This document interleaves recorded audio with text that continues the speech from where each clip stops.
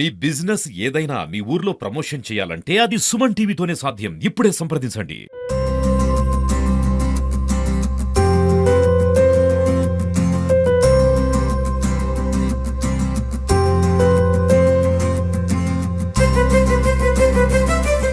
Hi hello నమస్తే welcome to Suman TV Khammam. నేను మీ శిల్ప. ఎట్టకేలకైతే 10 కిలోమీటర్లు గంటన్నర జర్నీ చేసి కొత్త మేడపల్లి గ్రామానికి అయితే చేరుకున్నాం. ఇది ఎక్కడుంది అనుకుంటున్నారా? ఇంత జర్నీ ఏంటి అనుకుంటున్నారా? ఇది మన ఖమ్మం జిల్లాలోనే ఏన్కూరు మండలంలో ఉంది. ఇది మన జనజీవన స్రవంతిలో ఇంకా కలవలేదనే చెప్పొచ్చు. ఎందుకంటే ఇక్కడ కనీసం ఈవెన్ మనిషి ప్రయాణించడానికి కావలసిన కనీస సదుపాయాలు కలిగిన ఒక రోడ్డు లేదు. అంతేకాకుండా ఇక్కడ నివసించే జనాలకి ఒక లైట్ అంటే కరెంట్ ఫెసిలిటీ లేదనే చెప్పొచ్చు. ఈ మధ్య కొంతమంది ఎన్జిఓల చొరవతో వాళ్ళకు కొంచెం మంచినీళ్ళు ఒకటి అందాయని చెప్పొచ్చు. ఇక్కడ నివసిస్తున్న గ్రామస్తులు చుట్టుపక్కల ఉన్న ఉండే గ్రామస్తుల పొలాలలో పని చేసుకుంటూ బ్రతుకుతూ ఉన్నారు. సో ఇక్కడ కోయ జాతికి చెందిన వారు, అంతేకాకుండా ఛత్తీస్గఢ్లో వాడు కరువు ప్రాంతాల నుంచి ఎన్నో ఏళ్లగా ఇక్కడికి వచ్చి జీవిస్తూ ఉన్నారనమాట. సో ఇక్కడికి వచ్చి చూస్తే మనం చూస్తున్నాం, నేనైతే ప్రస్తుతం ఈ గ్రామంలోనే ఉన్నాం. ఒక్కొక్క ఇల్లు మీరు చూడొచ్చు, అక్కడక్కడ వాళ్ళు పెంకులు కట్టుకొని, అంతేకాకుండా వారు చిన్న చిన్న అంటే ఒక మేకలని ఒక గేదెల్ని సాదుకుంటూ ఉన్నారు. సో ఈ స్కూల్ మనం ఈ ఊర్లోకి వచ్చి చూడంగానే అన్ని ఫెసిలిటీస్ ఉంటాయేమో, ఒక మారుమూల ప్రాంతంగా ఉంది అనుకున్నాం. కానీ ఇక్కడికి వచ్చి చూస్తే మినిమం ఒక మనిషి బ్రతకడానికి కావాల్సిన మినిమం ఫెసిలిటీస్ ఏవైనా లేవని చెప్పొచ్చు. సో ఇక్కడ ప్రజలు కోరుకునేది ఏంటి, అసలు వాళ్ళు ఎలా జీవిస్తూ ఉన్నారు, అంతేకాకుండా ఇక్కడ జీవన విధానాల గురించి ఈరోజు మనం అయితే చూద్దాం.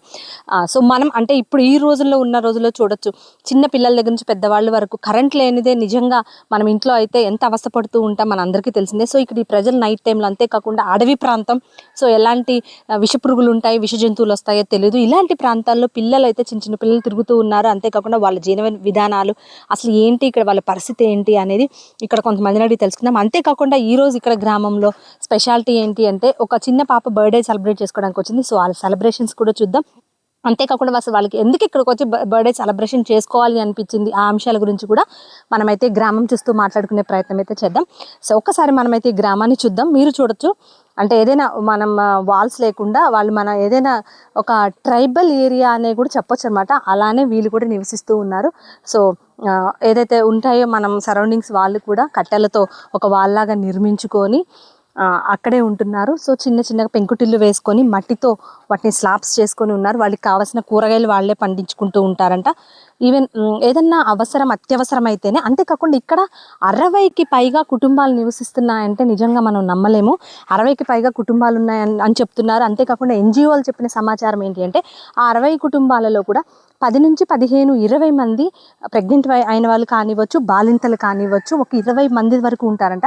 సో డెలివరీస్ ఈ రోజుల్లో అందరూ చెప్తూనే ఉన్నారు, కంపల్సరీ హాస్పిటల్లో చేయించుకోండి అని.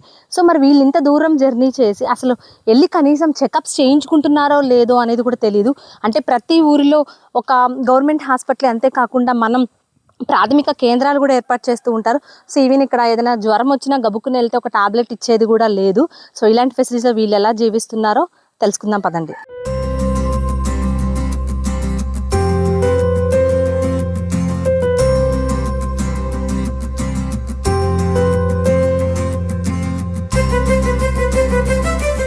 సో మనం చూడొచ్చు, అంటే గ్రామంలోకి ఎంటర్ అయ్యాం కాబట్టి వీళ్ళంతా పిల్లలు ఉన్నారు. డే టైం కాబట్టి వీళ్ళ పేరెంట్స్ అందరూ పనులకు వెళ్ళిన సిచ్యువేషన్, పిల్లలందరూ ఇక్కడ ఆడుకుంటూ ఉన్నారు. అంటే పిల్లలు ఈ డే టైంలో నార్మల్గా మన పిల్లలు అయితే ఈ డే టైంలో స్కూల్కి వెళ్తారు. ఇక్కడ చూడడానికి స్కూల్ ఉంది, అంగన్వాడీ కేంద్రం ఉంది. ఓన్లీ ఇక్కడ అంగన్వాడీ కేంద్రమే కొంచెం సక్రమంగా పనిచేస్తుందని చెప్పట్టు. స్కూల్ విషయానికి వస్తే ఇంత దూరం ట్రావెల్ చేసి రోజు గవర్నమెంట్ టీచర్ రాలేక, సో ఇక్కడికి టీచర్ కూడా రావట్లేదంట. సో వీళ్ళకి పిల్లలకి విద్యాబుద్ధులు నేర్పేవాళ్ళు కూడా లేరు.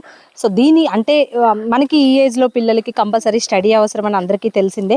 సో ఇక్కడ ఎన్జిఓల సహకారంతో కొంచెం పిల్లలకి అప్పుడప్పుడు ట్రైన్ చేయడం ఇలాంటివి చేస్తూ ఉన్నారు.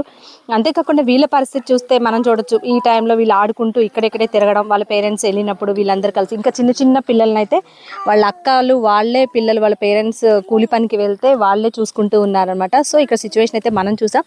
సో ఇక్కడ ఎన్నో అంటే ఒక 18 సంవత్సరాలుగా వీళ్ళందరూ ఇక్కడ కుటుంబాలుగా ఏర్పడి ఇక్కడైతే ఉన్నారని వీళ్ళు చెప్తున్నారు.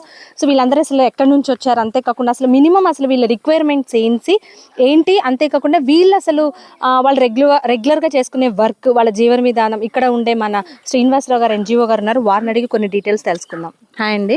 మేడం, ఎస్టీవీ ఛానల్ వారికి నమస్కారం. మేడం ఈరోజు మీరు వచ్చినందుకు ప్రత్యేకంగా ధన్యవాదాలు. ఇక్కడ ఇల్లు వచ్చి సుమారు 18 సంవత్సరాలు అవుతుంది మేడం. వీళ్ళకి రేషన్, ఆధార్, ఓట్లు, బ్యాంక్ అకౌంట్లు, డోక్రా గ్రూపులు అన్నీ ఉన్నాయి. ప్రభుత్వం వారు ఒక సోలార్ బోర్ ఒకటి వేశారు, దాతలు ఒక బోర్ వేశారు. వీళ్ళకి రోడ్డు లేదు, నీటి వసతి లేదు. వీళ్ళకి ముఖ్యంగా ఒక 60 మంది పిల్లల పైన ఉన్నారు మేడం. 1 నుంచి 7 వరకు చదువుకునే వాళ్ళు ఉన్నారు. ఇక్కడ నుంచి గురుకులాలకు కూడా వెళ్ళిన పిల్లలు ఉన్నారు మేడం. కానీ అంటే ఇప్పుడు టీచర్ రావట్లేదు అని చెప్తున్నారు. అసలు అపాయింట్ చేశారా టీచర్ని? ఎందుకు రావట్లేదు? మేమే పలుమార్లు దరఖాస్తు ఇచ్చాం మేడం. కానీ వాళ్ళు ఏదో అరాకొరగా వచ్చిపోయారు, కానీ ఇక్కడ ఏది కూడా పర్మనెంట్ చేయలేదు. తాత్కాలికంగా వచ్చి 1 రోజు 2 రోజులు చెప్పిపోతున్నారు. అంతకుముందు వేరే ఒక ప్రైవేట్గా ఎన్జిఓ జయరామ్ అనేట అని చెప్పిండు. ఇప్పుడు ఎవరు చెప్పట్లేదు. ఇక్కడ అసలు స్కూల్ నడవట్లేదు మేడం. అంగన్వాడీ మాత్రం అరకొరగా నడుస్తుంది మేడం. ముఖ్యంగా పిల్లలందరూ కూడా ఎవరు కూడా చదువుకునే పరిస్థితి లేదు. వీళ్ళకి ఒక 60 నుంచి 70 మంది పిల్లలు ఉన్నారు మేడం. ఓకే, మీరు అంటే వీళ్ళకి ఎలాంటి సహాయాలు చేస్తూ ఉంటారు? సో మీరు ఒక్కరు ఇక్కడ చొరవ తీసుకొని రావడం, వాళ్ళకి ఎలాంటి సహాయాలు అందిస్తూ ఉన్నారు? మాకు ఒక ఎన్జిఓ ఉంది మేడం, మారత్నమ్మ స్వచ్ఛంద సేవా సొసైటీ. మా అమ్మగారు చనిపోయిన తర్వాత పెట్టాం. ఒక 8 సంవత్సరాల నుంచి వీళ్ళకి రేషన్, ఆధార్, ఓట్లు, బ్యాంక్ ఓట్లు ఇప్పించేందుకు సహకరించాము.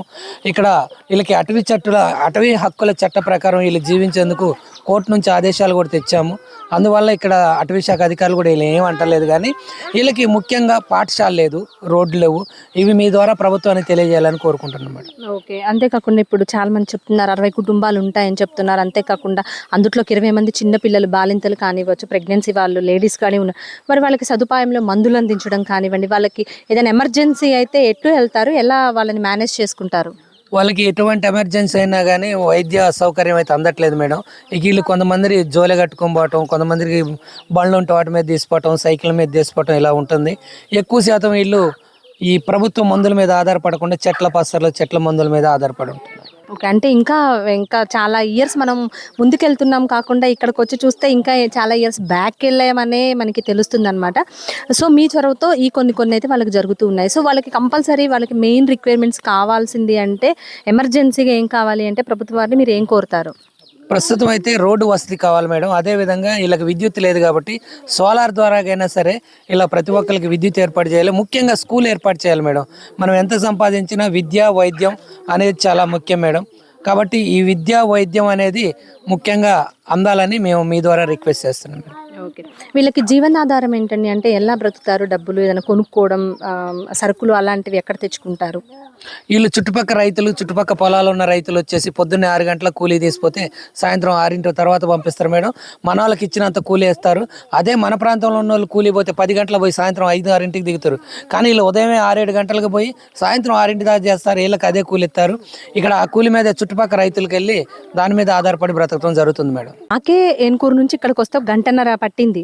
సో మీరు డైలీ అక్కడ నుంచి ట్రావెల్ చేస్తూ ఉంటా? అసలు ఇక్కడ ఈ ప్రాంతంలో వీళ్ళు నివసిస్తున్నారు అని మీరు ఎలా తెలుసుకున్నారు? మేడం ఇక్కడ మా మేడం గారు అంగన్వాడీ టీచర్ మేడం.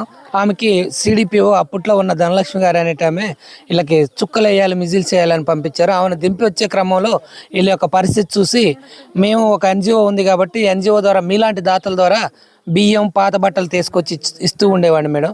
ఇలా సహాయం చేసేందుకు మాకైతే ఏముండదు, కానీ మీలాంటి దాతలు ఇచ్చిన బియ్యము, బట్టలు మాత్రమే నేను ఇక్కడ అందిస్తాను మేడం. అంటే వీళ్ళకి రేషన్ కార్డ్స్ అప్రూవల్ అవ్వలేదా? వీళ్ళకి రేషన్ బియ్యం లాంటివి ఏమీ అందట్లేదా? వీళ్ళకి ఒక 40 రేషన్ కార్డులు ఉన్నాయి మేడం, 150 ఓట్లు ఉన్నాయి మేడం. ఇక్కడ ఒక 60 కుటుంబాలు, పిల్లలు వచ్చేసి 120 మంది ఉన్నారు. గర్భిణీ బాలింతలు వచ్చేసి ఒక 20 మంది ఉన్నారు. 20 మంది ఉన్నారు. సో అంటే ఒక సుమారుగా ఎన్ని సంవత్సరాలు అయిందన్నారు ఈ ప్రాంతాన్ని గుర్తించి? వీళ్ళు వచ్చి దగ్గర ఒక 18-16 సంవత్సరాలు అవుతుంది మేడం సుమారు. నేను వీళ్ళని గుర్తించి ఒక 8 సంవత్సరాల నుంచి వీళ్ళకి చేతును అందిస్తున్నా. ఇది నా దత్తత గ్రామంగా కూడా ప్రకటించుకున్నాను. వీళ్ళకి సేవ చేయటం వల్ల నాకు డాక్టరేట్ వచ్చింది, గోవాల నంది అవార్డు వచ్చింది, మొన్న జాతీయ పురస్కార అవార్డు కూడా వచ్చింది మేడం.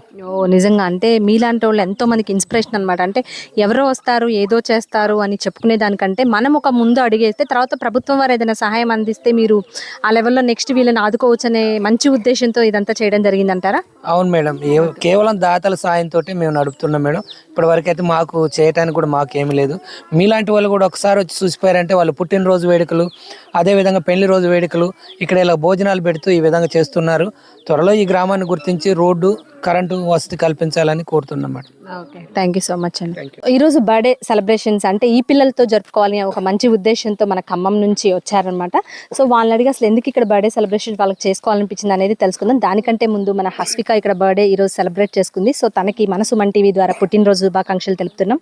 హ్యాపీ బర్త్డే నాన్న. Thank you.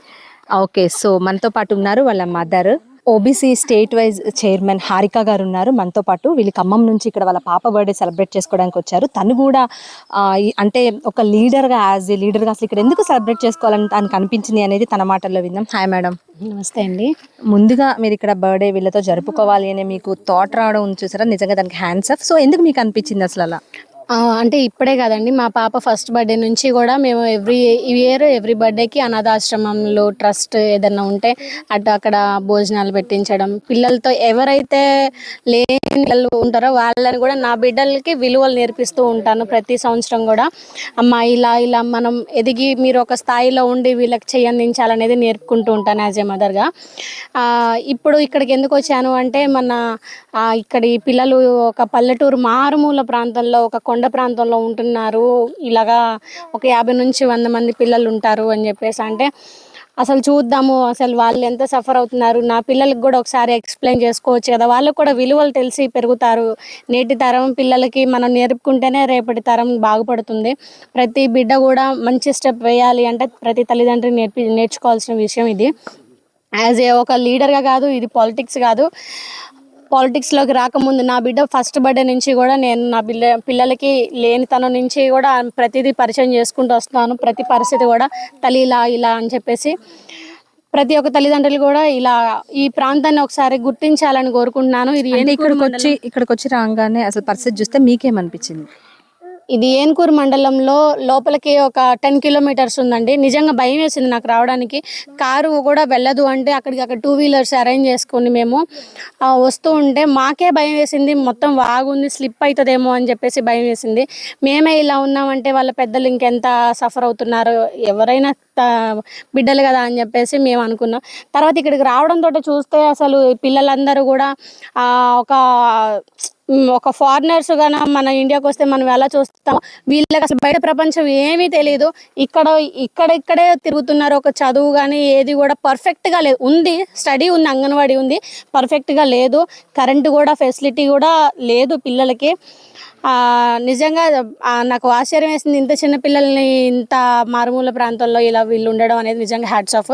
దీన్ని మన ప్రభుత్వం కూడా గుర్తించాలి. ఇంకా ప్రతి ఒక్కరు కూడా ట్రస్ట్లు ఉన్నాయి, ప్రతి ఒక్క NGO సంస్థలు ప్రతి ఒక్కరు కూడా కొంచెం వీళ్ళకి కూడా చేయి అందించాలని నా వంతు కూడా నేను చేయి అందిస్తానని మనవి చేసుకుంటున్నాను. చూసాం కదా, మనం ఈరోజు కొత్త మేడపల్లి గ్రామంకి వచ్చి ఇక్కడ కొండ ప్రాంతం అంటే ఎంతో మనం ఇప్పటి వరకు చూసాం, వాళ్ళతో మాట్లాడడం, ఇక్కడ NGOలతో మాట్లాడడం. సో వీళ్ళు ఇక్కడ ఉన్న సదుపాయాలు కానివచ్చు, ఇవన్నీ ఎంత దీనంగా ఉంది వీళ్ళ పరిస్థితి అనేది తెలిసింది. అంటే నార్మల్ రోడ్స్, మనం ఈ 2 వీలర్స్ వస్తేనే మాకు 1.5 గంట పట్టిందంటే ప్రయాణం. వర్షం పడిన రోజుల్లో అయితే వాళ్ళకి రాకపోకలు అక్కడ మండలం నుంచి ఇక్కడికి బంద్ అనే చెప్తున్నారు. మాక్సిమం ఇక్కడున్న వాళ్ళు ఇక్కడున్న పరిసరాల్లో వాళ్ళు మందులు కూడా ఇక్కడే వినియోగించుకుంటున్నారని చెప్తున్నారు. సో ఈ ప్రాంతాన్ని మన సుమన్ టీవీ ద్వారా ఇంకా వెలుగులోకి రావాలని కోరుకుంటున్నాను.